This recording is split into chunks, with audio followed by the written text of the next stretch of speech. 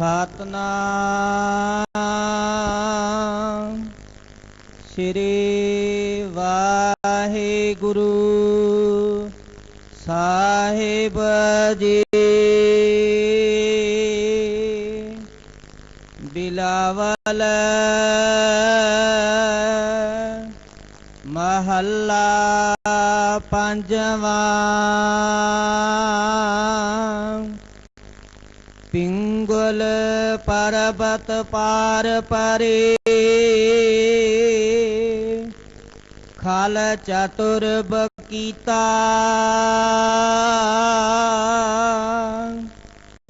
अंदुले त्रिभवन सुजिया गुर पेट पुनीता।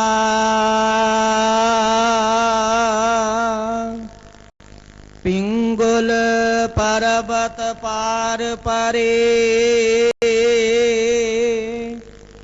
खाल चतुर बकीता।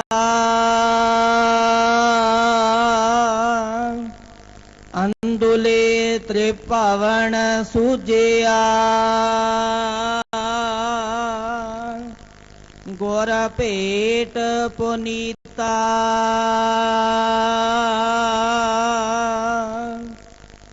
महिमा साधु संग की सुनो मेरे मीता।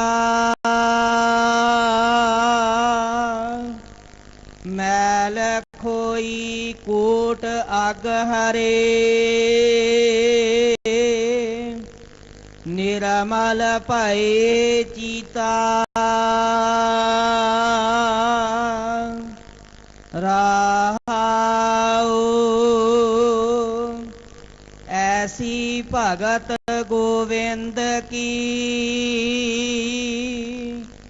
कीट हसती जीता। जो जो कीनो आपनो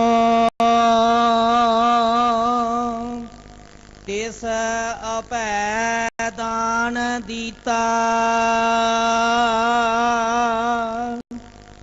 सिंह बिलाई होए गयो तृण मेर दखीता।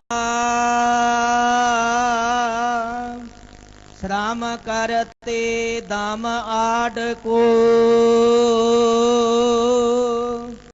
ते गणित नीता। कवन वडाई कह सको बेअंत गुनीता। कर कृपा मोहे नाम देहो नानक दारस रीता। कवन वडाई कह सको बेअंत गुनीता। कर कृपा मोहे नाम देहो नानक दारस रीता।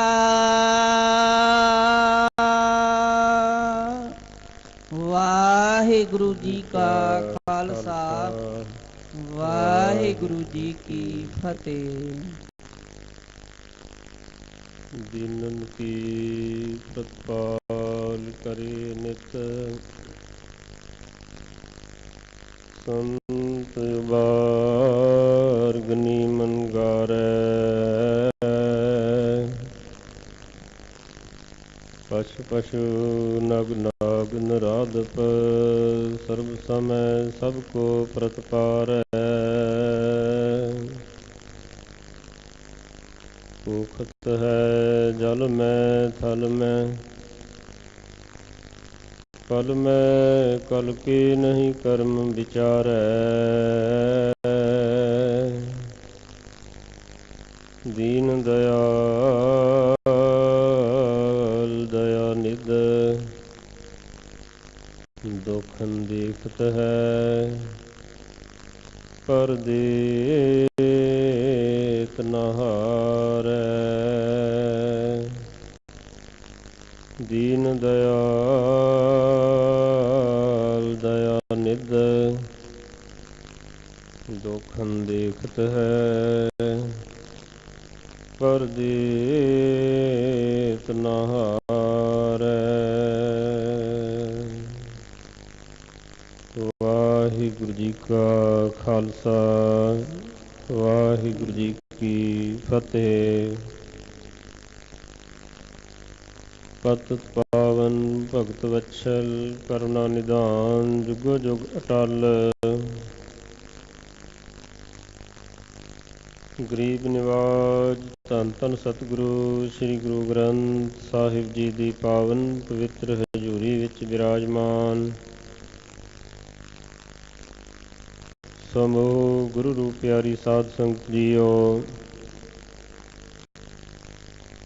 ਵਡਭਾਗੀ ਹੋ ਜੋ ਸੱਚਖੰਡ ਸ੍ਰੀ ਹਰਿਮੰਦਰ ਸਾਹਿਬ ਜੀ ਅਤੇ ਗੁਰਦੁਆਰਾ ਮੰਜੀ ਸਾਹਿਬ ਦੀਵਾਨ ਹਾਲ ਵਿਖੇ ਹਾਜ਼ਰੀਆਂ ਭਰ ਕੇ ਆਪਣੇ ਜੀਵਨ ਦਾ ਲਾਹਾ ਪ੍ਰਾਪਤ ਕਰ ਰਹੇ ਹੋ। ਅੱਜ ਦਾ ਇਹ ਪਾਵਨ ਪਵਿੱਤਰ ਸ੍ਰੀ ਮੁਖਵਾਕ ਸ਼ਹੀਦਾਂ ਦੇ ਸਿਰਤਾਜ ਪੰਚਮ ਗੁਰਦੇਵ ਧੰਨ ਸਤਿਗੁਰੂ ਸ੍ਰੀ ਗੁਰੂ ਅਰਜਨ ਦੇਵ ਮਹਾਰਾਜ ਜੀ ਦੀ ਮੁਬਾਰਕ ਰਸਨਾ ਤੋਂ ਉਚਾਰਨ ਕੀਤਾ ਹੋਇਆ ਹੈ। ਰਹਾਉ ਦੀਆਂ ਪੰਕਤੀਆਂ ਵਿੱਚ ਸਤਿਗੁਰੂ ਪਾਤਸ਼ਾਹ ਮਹਾਰਾਜ ਸਾਹਿਬ ਜੀ ਮੂਲ ਭਾਵ ਦੱਸਦੇ ਹਨ। ਮਹਿਮਾ ਸਾਧੂ ਸੰਗ ਕੀ ਸੁਨੋ ਮੇਰੇ ਮੀਤਾ, ਮੈਲ ਖੋਈ ਕੋਟ ਅਗ ਹਰੇ ਨਿਰਮਲ ਭਏ ਚੀਤਾ। ਕਿ ਜੋ ਜਗਿਆਸੂ ਜੋ ਸ਼ਰਧਾਲੂ ਸਾਧੂ ਦੀ ਸੰਗਤ ਕਰਦੇ ਹਨ, ਗੁਰੂ ਦੀ ਸੰਗਤ ਕਰਦੇ ਹਨ, ਉਹਨਾਂ ਦੇ ਜੀਵਨ ਦੇ ਵਿੱਚ ਕਿਵੇਂ ਹੈਰਾਨੀਜਨਕ ਤਬਦੀਲੀ ਆ ਜਾਂਦੀ ਹੈ। ਕਿਉਂਕਿ ਸਾਧ ਸੰਗਤ ਜੀ ਇਹ ਕੇਵਲ ਕਹਿਣ ਦਾ ਸੁਣਨ ਦੀ ਗੱਲ ਨਹੀਂ। ਦਾਸ ਨੇ ਦੇਖਿਆ ਹੈ ਕਿ ਜੋ ਜੋ ਸੰਗਤ ਗੁਰੂ ਘਰ ਦੇ ਵਿੱਚ ਚੱਲ ਕੇ ਆਉਂਦੀ ਹੈ, ਦਰਬਾਰ ਸਾਹਿਬ ਜਾਂ ਮੰਜੀ ਸਾਹਿਬ, ਸੰਗਤ ਕਰ ਕਰਕੇ ਤਿਨਾਂ ਦੇ ਜੀਵਨ ਦੇ ਵਿੱਚ ਬਹੁਤ ਹੈਰਾਨੀਜਨਕ ਤਬਦੀਲੀ ਹੋਈ। ਜਿਹੜੇ ਦਿਨੇ ਰਾਤ ਨਸ਼ਿਆਂ ਅਤੇ ਵਿਸ਼ਿਆਂ ਦੇ ਵਿੱਚ ਗਲਤਾਨ ਰਹਿਣ ਵਾਲੇ ਸਨ, ਉਹਨਾਂ ਦੇ ਜੀਵਨ ਦੇ ਵਿੱਚੋਂ ਨਸ਼ੇ ਅਤੇ ਵਿਸ਼ੇ ਚਲੇ ਗਏ। ਜਿਹੜੇ ਕੇਸਾਂ ਦੀ ਬੇਅਦਬੀ ਕਰਨ ਵਾਲੇ ਹਨ, ਦਾਸ ਨੇ ਦੇਖਿਆ ਕਿ ਉਹ ਸਾਬਤ ਸੂਰਤ ਹੋ ਗਏ। ਮੁੱਖ ਦੇ ਉੱਪਰ ਦਾੜਾ ਵੀ, ਸੀਸ ਦੇ ਉੱਪਰ ਕੇਸ, ਇਸ ਤਰ੍ਹਾਂ ਉਹ ਸਾਬਤ ਸੂਰਤ ਬਣ ਗਏ। ਬਹੁਤ ਸਾਰੇ ਜਗਿਆਸੂ ਜਿਹੜੇ ਬੇਅਮਰਤੀਏ ਸਨ, ਸੰਗਤ ਕਰ ਕਰਕੇ ਉਹਨਾਂ ਦੇ ਜੀਵਨ ਦੇ ਵਿੱਚ ਇੰਨੀ ਤਬਦੀਲੀ ਆਈ, ਉਹ ਅੰਮ੍ਰਿਤ ਛਕ ਲਿਆ, ਗੁਰੂ ਵਾਲੇ ਬਣ ਗਏ।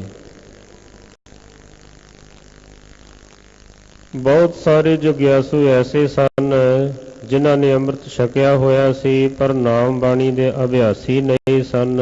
ਸੰਗਤ ਕਰ ਕਰਕੇ ਉਹਨਾਂ ਦੀ ਜੀਵਨ ਦੇ ਵਿੱਚ ਤਬਦੀਲੀ ਆਈ, ਉਹ ਨਾਮ ਬਾਣੀ ਦੇ ਅਭਿਆਸੀ ਬਣ ਗਏ।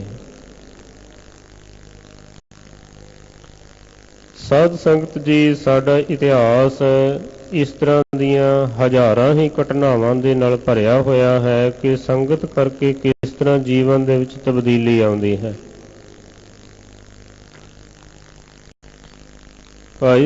ਭਾਈ ਗੁਰਦਾਸ ਸਾਹਿਬ ਜੀ ਦੇ ਬਚਨ ਹਨ। ਉਹ ਕਹਿੰਦੇ, ਕਾਹੂ ਦਸ਼ दशा के पवन के गवन के बादर होए, काहू दशा के पवन को बादर बिलात है। ਕਹਿੰਦੇ ਇੱਕ ਹਵਾ ਹੈ, ਜਦ ਚੱਲੇ ਤਾਂ ਬੱਦਲ ਬਣ ਜਾਂਦੇ ਹਨ। ਇੱਕ ਐਸੀ ਹਵਾ ਹੈ, ਜੇ ਚੱਲੇ ਤਾਂ ਬਣੇ ਬਣਾਏ ਬੱਦਲ ਉੱਡ ਜਾਂਦੇ ਹਨ। ਆਪਾਂ ਪਿੰਡਾਂ ਦੀ ਭਾਸ਼ਾ ਦੇ ਵਿੱਚ ਆਮ ਤੌਰ 'ਤੇ ਹੀ ਕਹਿ ਦਿੰਦੇ ਹਾਂ ਕਿ ਇਸ ਬੰਦੇ ਨੂੰ ਦੁਨੀਆ ਦੀ ਹਵਾ ਲੱਗ ਗਈ ਹੈ। ਬਈ ਪਹਿਲਾਂ ਇਸ ਤਰ੍ਹਾਂ ਦਾ ਨਹੀਂ ਸੀ, ਹੁਣ ਇਸ ਤਰ੍ਹਾਂ ਪਤਾ ਨਹੀਂ ਕਿਸ ਤਰ੍ਹਾਂ ਦੀ ਹਵਾ ਲੱਗ ਗਈ। ਇਹ ਸ਼ਬਦ ਆਮ ਵਰਤਦੇ ਹਾਂ। काहू दशा के पवन के गवन के बादर होए, काहू दशा के पवन को बादर बिलात है। काहू जल पान किए रहत अरोग देही, काहू जल पान किए बिरथा बिललात है। ਫਿਰ ਕਹਿੰਦੇ ਮਨੁੱਖ ਦੇ ਸਰੀਰ ਦੇ ਉੱਪਰ, ਮਨੁੱਖ ਦੇ ਜੀਵਨ ਦੇ ਉੱਪਰ ਪਾਣੀ ਦਾ ਵੀ ਬਹੁਤ ਗਹਿਰਾ ਪ੍ਰਭਾਵ ਪੈਂਦਾ ਹੈ। ਪਾਣੀ ਮਾੜਾ ਮਿਲ ਜਾਵੇ ਸਰੀਰ ਰੋਗੀ ਹੋ ਜਾਂਦਾ ਹੈ, ਪਾਣੀ ਚੰਗਾ ਮਿਲ ਜਾਵੇ, ਸਵੱਛ ਮਿਲ ਜਾਵੇ ਤਾਂ ਸਰੀਰ ਅਰੋਗ ਹੋ ਜਾਂਦਾ ਹੈ। ਕਾਹੂ ਗ੍ਰਹਿ ਕੀ ਅਗਨ ਪਾਕ ਸਾਕ ਸਿੱਧ ਕਰੇ, ਕਾਹੂ ਗ੍ਰਹਿ ਕੀ ਅਗਨ ਭਵਨ ਜਰਾਤ ਹੈ। ਇੱਕ ਅੱਗ ਹੈ ਜੋ ਚੁੱਲ੍ਹੇ ਦੇ ਵਿੱਚ ਬਲੇ ਤਾਂ ਕਈ ਤਰ੍ਹਾਂ ਦੇ ਭੋਜਨ ਤਿਆਰ ਕਰਦੀ ਹੈ। ਇੱਕ ਅੱਗ ਹੈ ਜੇ ਘਰ ਨੂੰ ਲੱਗ ਜਾਵੇ ਤਾਂ ਸਾਰਾ ਕੁਝ ਸਾੜ ਕੇ ਸੁਆਹ ਕਰ ਦਿੰਦੀ ਹੈ। ਕਾਹੂ ਕੀ ਸੰਗਤ ਮਿਲ ਜੀਵਨ ਮੁਕਤ ਹੋਤ, ਕਾਹੂ ਕੀ ਸੰਗਤ ਮਿਲ ਜਮਪੁਰ ਜਾਤ ਹੈ। ਚੰਗੀ ਸੰਗਤ ਮਿਲ ਜਾਵੇ, ਨਾਮ ਜਪਣ ਵਾਲਿਆਂ ਦੀ, ਸੇਵਾ ਸਿਮਰਨ ਕਰਨ ਵਾਲਿਆਂ ਦੀ, ਭਗਤੀ ਕਰਨ ਵਾਲਿਆਂ ਦੀ, ਸਤਿਗੁਰਾਂ ਦੀ ਸੰਗਤ ਮਿਲ ਜਾਵੇ ਤਾਂ ਜੀਵਨ ਉਚਾਈਆਂ ਨੂੰ ਛੋਹ ਜਾਂਦਾ ਹੈ। ਪਰ ਕਹਿੰਦੇ ਨਸ਼ਿਆਂ ਵਾਲਿਆਂ ਦੀ, ਵਿਸ਼ਿਆਂ ਵਾਲਿਆਂ ਦੀ, ਔਗਣਾਂ ਵਾਲਿਆਂ ਦੀ ਸੰਗਤ ਮਿਲ ਜਾਵੇ ਤਾਂ ਫਿਰ ਕਹਿੰਦੇ ਉਹੀ ਸੰਗਤ ਮਨੁੱਖ ਨੂੰ ਜਮਾਂ ਦੇ ਘਰ ਦੇ ਵਿੱਚ ਲੈ ਜਾਂਦੀ ਹੈ। ਕਾਹੂ ਕੀ ਸੰਗਤ ਮਿਲ ਜਮਪੁਰ ਜਾਤ ਹੈ। ਪਰ ਸਾਧ ਸੰਗਤ ਜੀ, ਜਿਸ ਤਰ੍ਹਾਂ ਇਤਿਹਾਸ ਦੇ ਵਿੱਚ ਜ਼ਿਕਰ ਆਉਂਦਾ ਹੈ, ਧੰਨ ਬਾਬਾ ਬਿਧੀ ਚੰਦ ਜੀ ਜਿਹੜੇ ਕਿ ਪਹਿਲਾਂ ਚੋਰੀ ਕਰਦੇ ਸਨ, ਭਾਈ ਅਦਲੀ ਜੀ ਦੀ ਸੰਗਤ ਹੋਈ। ਭਾਈ ਅਦਲੀ ਜੀ ਦੀ ਸੰਗਤ ਦਾ ਐਸਾ ਪ੍ਰਭਾਵ ਪਿਆ, ਸਤਿਗੁਰਾਂ ਦੀ ਸ਼ਰਨ ਦੇ ਵਿੱਚ ਚਲੇ ਗਏ। ਇਹ ਚੋਰੀ ਦਾ ਕੰਮ ਜਿਹੜਾ ਸੀ ਤਿਆਗ ਦਿੱਤਾ ਅਤੇ ਸਾਧ ਸੰਗਤ ਜੀ ਨਾਮ ਦਾ ਧਨ ਚੁਰਾਉਣ ਲੱਗ ਪਏ। ਜੀਵਨ ਦੀ ਧਾਰਾ ਬਦਲ ਗਈ। ਭਾਈ ਲੱਖੂ ਜੀ ਨੇ ਭਾਈ ਪਿਰਾਣਾ ਜੀ ਦੀ ਸੰਗਤ ਕੀਤੀ, ਜਿਹੜੇ ਡਾਕੇ ਮਾਰਦੇ ਸਨ, ਰਾਹੀਆਂ ਨੂੰ ਲੁੱਟਦੇ ਸਨ। ਸੰਗਤ ਦਾ ਐਸਾ ਪ੍ਰਭਾਵ ਪਿਆ, ਨਾਮ ਬਾਣੀ ਦੇ ਅਭਿਆਸੀ ਬਣ ਗਏ, ਸਤਿਗੁਰਾਂ ਦੀ ਸ਼ਰਨ ਦੇ ਵਿੱਚ ਚਲੇ ਗਏ।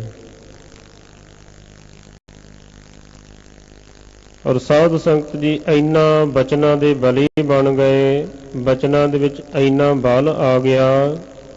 ਭਾਈ ਬੁੱਧੂ ਜੀ ਨੂੰ ਕਹਿ ਦਿੱਤਾ ਸੀ ਵੀ ਇਹ ਆਵਾ ਜਿਹੜਾ ਹੈ ਨਾ, ਇਹ ਕੱਚਾ ਰਹੇਗਾ, ਇੱਟਾਂ ਕੱਚੀਆਂ ਨਿਕਲਣਗੀਆਂ। ਭਾਈ ਬੁੱਧੂ ਜੀ ਆਖਣ ਲੱਗੇ ਵੀ ਤੂੰ ਕੌਣ ਹੁੰਦਾ ਹੈ ਜਿਹੜਾ ਗੁਰੂ ਦੇ ਬਚਨਾਂ ਨੂੰ ਉਲਟਾ ਦੇਵੇਂ। ਭਾਈ ਲੱਖੂ ਜੀ ਆਖਣ ਲੱਗੇ ਹਮ ਪੀ ਹੈ ਗੁਰ ਸਿੱਖ ਮਹਾਨੇ। ਇਹ ਸਾਧ ਸੰਗਤ ਜੀ ਹੰਕਾਰ ਨਹੀਂ ਹੋਇਆ ਕਰਦਾ, ਇਹ ਸਤਿਗੁਰਾਂ ਦਾ ਉੱਚਾ ਅਤੇ ਸੁੱਚਾ ਪਿਆਰ ਹੋਇਆ ਕਰਦਾ ਹੈ। ਗੁਰੂ ਅਰਜਨ ਸਾਹਿਬ ਜੀ ਨੂੰ ਪੁੱਛਿਆ ਗਿਆ, ਆਖਣ ਲੱਗੇ ਹਾਂ ਇਸ ਤਰ੍ਹਾਂ ਹੋ ਸਕਦਾ ਹੈ, ਮੇਰੀ ਬਾਂਧੀ ਭਗਤ ਛਡਾਵੈ, ਬਾਂਧੈ ਭਗਤ ਨ ਛੂਟੈ ਮੋਹੇ, ਏਕ ਸਮੈ ਮੋਕੋ ਗਹਿ ਬਾਂਧੈ, ਤੌਫਨ ਮੋਹ ਪੈ ਜਵਾਬ ਨ ਹੋਏ। ਮੈਂ ਗੁਣ ਬੰਧ ਸਗਲ ਕੀ ਜੀਵਨ ਮੇਰੀ, ਜੀਵਨ ਮੇਰੇ ਦਾਸ। ਔਰ ਸਾਧ ਸੰਗਤ ਜੀ, ਇਸੇ ਪ੍ਰਕਾਰ ਗਨਕਾ ਨੇ ਸਾਧੂਆਂ ਦੀ ਸੰਗਤ ਕੀਤੀ। ਸੰਗਤ ਦਾ ਐਸਾ ਪ੍ਰਭਾਵ ਪਿਆ, ਬੁਰੇ ਕਰਮ ਤਿਆਗ ਦਿੱਤੇ, ਰਾਮ ਰਾਮ ਜਪਣ ਲੱਗ ਪਈ, ਜਿਸ ਦਾ ਜ਼ਿਕਰ ਭਾਈ ਸਾਹਿਬ ਭਾਈ ਗੁਰਦਾਸ ਸਾਹਿਬ ਜੀ ਕਰਦੇ ਹਨ ਕਿ ਗਨਕਾ ਪਾਪੜ ਹੋਏ ਕੈ, ਪਾਪਾਂ ਦਾ ਗਲਹਾਰ ਪਰੋਤਾ। ਸਾਡੇ ਵਿਦਵਾਨ ਪੁਰਸ਼ ਦੱਸਦੇ ਹਨ, ਕਹਿੰਦੇ ਜੇ ਜਗਿਆਸੂ ਦੀ ਭਾਵਨਾ ਚੰਗੀ ਹੋਵੇ, ਸਵਾਰਥ ਤੋਂ ਉੱਪਰ ਉੱਠਿਆ ਹੋਇਆ ਹੋਵੇ, ਅਤੇ ਕਹਿੰਦੇ ਸਾਧੂ ਕਰਨੀ ਵਾਲਾ ਹੋਵੇ, ਤਾਂ ਤਤਕਾਲ ਹੀ ਫਲ ਮਿਲਦਾ ਹੈ। ਫਲ ਕੀ ਹੁੰਦਾ ਹੈ ਕਿ ਨਾਮ ਚੱਲਣ ਲੱਗ ਪੈਂਦਾ ਹੈ, ਨਾਮ ਬਾਣੀ ਦਾ ਅਭਿਆਸ ਜਾਰੀ ਹੋ ਜਾਂਦਾ ਹੈ। ਸੰਗਤ ਦਾ ਇਹ ਫਲ ਹੁੰਦਾ ਹੈ। ਨਾਮ ਬਾਣੀ ਦਾ ਪ੍ਰਵਾਹ ਛੁੱਟ ਪੈਂਦਾ ਹੈ ਜਦ ਕੋਈ ਕਮਾਈ ਵਾਲੇ ਗੁਰਮੁਖ ਦੀ ਸੰਗਤ ਹੋਵੇ ਅਤੇ ਅੱਗੋਂ ਜਗਿਆਸੂ ਦੀ ਜਗਿਆਸਾ ਪਵਿੱਤਰ ਹੋਵੇ, ਚੰਗੀ ਹੋਵੇ। ਉਹ ਦੁਨੀਆਦਾਰੀ ਵਾਲੀਆਂ ਗੱਲਾਂ ਨਾ ਕਰੇ, ਕੇਵਲ ਤੇ ਕੇਵਲ ਪਰਮਾਰਥ ਦੀਆਂ ਗੱਲਾਂ ਕਰਨ ਵਾਲਾ ਹੋਵੇ। ਗਨਕਾ ਪਾਪੜ ਹੋਏ ਕੈ, ਪਾਪਾਂ ਦਾ ਗਲਹਾਰ ਪਰੋਤਾ, ਮਹਾਂਪੁਰਖ ਅਚਾਨ ਚੱਕ, ਗਨਕਾ ਵਾੜੇ ਆਏ ਖਲੋਤਾ। ਭਾਈ ਗੁਰਦਾਸ ਸਾਹਿਬ ਜੀ ਨੇ ਇਹ ਲੰਬਾ ਚੌੜਾ ਖੁਲਾਸਾ ਕੀਤਾ ਹੈ। ਸਾਧ ਸੰਗਤ ਜੀ, ਧੰਨ ਦੀਨ ਦੁਨੀ ਦੇ ਮਾਲਕ ਸ੍ਰੀ ਗੁਰੂ ਨਾਨਕ ਦੇਵ ਮਹਾਰਾਜ ਸਾਹਿਬ ਜੀ ਜਦ ਭਾਈ ਭੂਮੀਏ ਦੇ ਕੋਲ ਗਏ, ਜਿਹੜਾ ਪਹਿਲਾਂ ਭੂਮੀਆ ਚੋਰ ਕਰਕੇ ਪ੍ਰਸਿੱਧ ਸੀ। ਇਤਿਹਾਸਕਾਰ ਦੱਸਦੇ ਹਨ ਕਿ ਭੂਮੀਏ ਨੇ ਲੰਗਰ ਲਗਾਏ ਹੋਏ ਸਨ। ਸਤਿਗੁਰੂ ਪਾਤਸ਼ਾਹ ਜੀ ਨੂੰ ਬੇਨਤੀ ਕੀਤੀ, ਸੱਚੇ ਪਾਤਸ਼ਾਹ ਲੰਗਰ ਛਕੋ।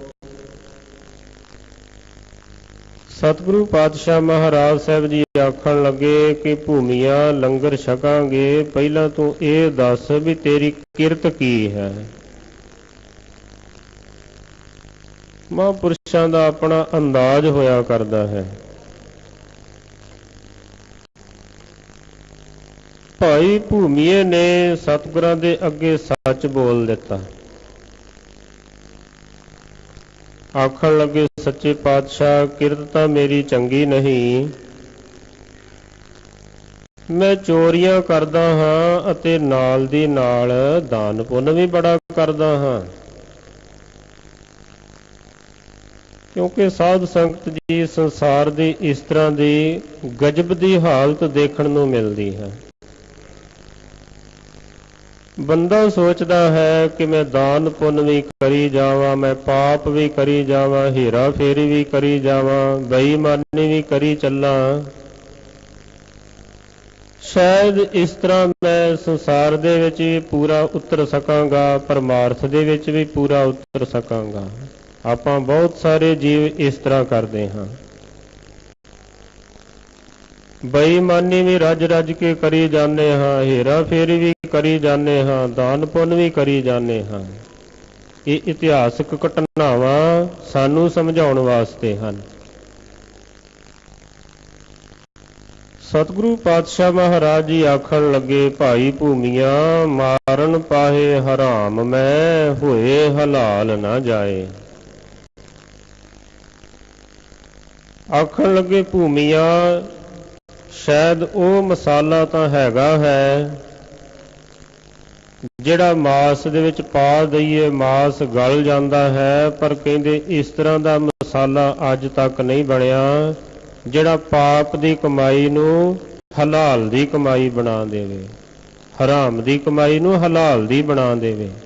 ਇਸ ਤਰ੍ਹਾਂ ਦਾ ਕੋਈ ਮਸਾਲਾ ਨਹੀਂ ਬਣਿਆ।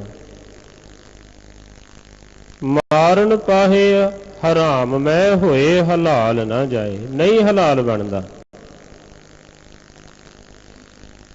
ਭਾਈ ਭੂਮੀਆ